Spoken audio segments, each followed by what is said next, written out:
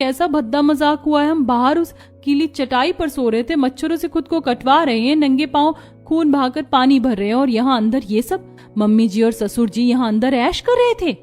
ये धोखा है नंदिनी, बहुत बड़ा धोखा।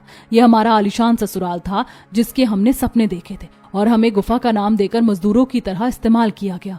हमें उस कच्चे हिस्से में रखकर तड़पाया गया है। आज जब ससुर जी आएंगे तो मैं उनसे हर एक आंसू का हिसाब मांगूंगी।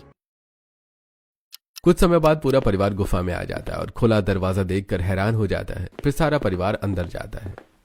ये सब क्या है मम्मी जी? ये कैसा भद्दा मजाक था हमारे साथ? हम वहाँ बाहर उस सीलन और कीचड़ में तड़प रहे थे, रात भर जागकर उन कीड़े मकोड़ों और जंगली जानवरों के डर से कांप रहे थे, और आप लोग यहाँ इस महल में रह रहे थे। हमसे ऐसी कौन सी भारी गलती हो गई थी बाबूजी? क्या हमारे मायके की गरीबी हमारा गुनाह थी? जब आपके पास ये आलीशान घर था तो हमें उस कच्चे और धुएं वाले नरक में क्यों झोंक दिया? हमने तो कभी अंबानी बनने के सपने नहीं देखे थे, बस एक पक्की छत और एक कमरे की ख्वाहिश थी। हमारे उन छोटे से सपनों को इस तरह क्यों तोड़ा? देखो मेरे हाथ, लकड़ियां काट काट कर खून निकल आया। नंगे पांव हमने उस पथरीले रास्ते पर चलकर पानी भरा। क्या बहुएं मजदूरी करने के लिए होती हैं? ये कैसा ससुराल है जहां अपनों से ही इतना बड़ा सच छुपाया गया? हमें तो लगा था हमारा नसीब ही फूट गया है। सारे परिवार वालों के चेहरे उतर गए थे। अमरीश दुखी होकर आगे बढ़ता है। शांत हो जाओ मेरी बच्चियों, शांत हो जाओ। तुम्हारे मन का यह दर्द, ये शिकायत 100% सही है, पर इसके पीछे की हमारी मजबूरी भी बहुत बड़ी थी। आज के इस कलयुग में लोग इंसान का दिल नहीं, उसका बैंक बैलेंस और घर का मार्बल देखते हैं। पैसा देखकर यहाँ रिश्ते जुड़ते हैं और पैसा खत्म होते ही लोग कोर्ट कचहरी पहुंच जाते हैं। हमने ये आलीशान घर और ये सुख सुविधाएं खून पसीने से बनाई हैं बेटा, पर हम डरे हुए थे। आजकल टीवी और अखबारों में देखते हैं ना कैसे नई बहुएं आती और पैसों के लिए घर तोड़ देती हैं।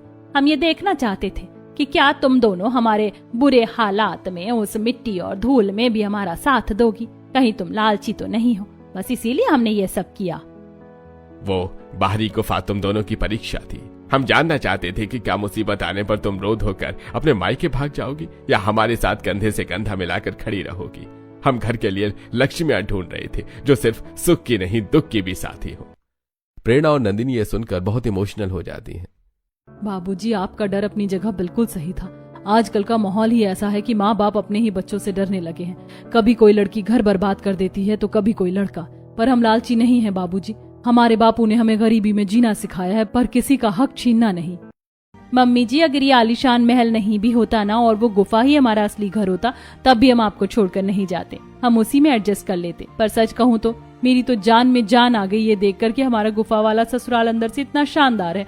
अब कम से कम रात को सांपों का डर तो नहीं सताएगा। मुझे माफ कर दो भाभियों, मैंने तुम लोगों को बहुत ताने मारे, पर मुझे भी मम्मी जी ने सख्त एक्टिंग करने को बोला था।